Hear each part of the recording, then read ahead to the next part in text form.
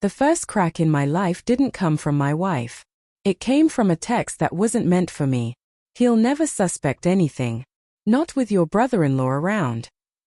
I read it 3 times, my phone glowing in the dark while my wife slept beside me, her breathing slow and familiar. My name wasn't there, but I was. Reduced to a distraction. A decoy. I didn't confront her. Not yet. I did what betrayed people always do first. I doubted myself. The message could mean anything, I told myself. A joke. A misunderstanding. I slipped the phone back onto the nightstand and stared at the ceiling until dawn, listening to the quiet hum of a marriage I thought was solid.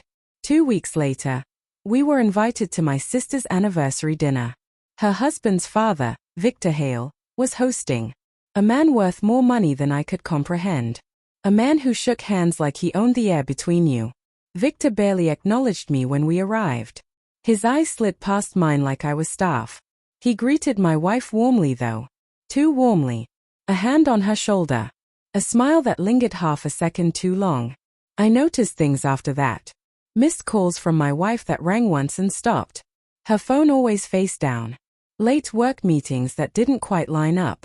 When I asked, she'd laugh, kiss my cheek, and tell me I was overthinking. And maybe I was.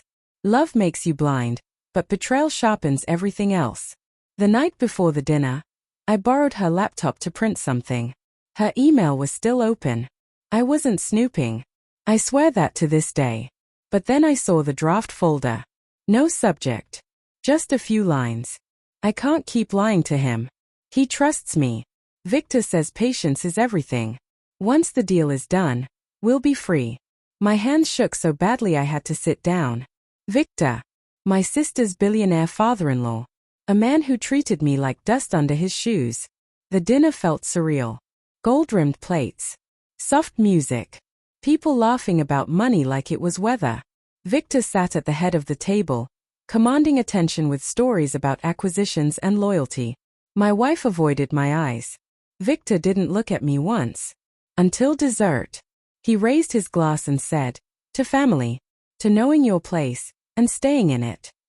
Something inside me snapped. Not loudly. Quietly. Like a final thread giving way. I stood up. My chair scraped against marble, the sound cutting through the room. Conversations died mid-sentence. Victor finally looked at me. Annoyed. Curious. "I just want to say one thing," I said. My voice surprised me. It was steady. Calm. I turned to him and said, "You're right. I do know my place. It's the man your son-in-law's wife has been sleeping with behind everyone's back." The room froze. My sister's face drained of color. My wife's glass slipped from her fingers and shattered on the floor. Victor didn't move at all. His smile collapsed, replaced by something I'd never seen on him before. Fear. You misunderstand," he said, standing too quickly. I pulled out my phone. Draft emails. Deleted texts.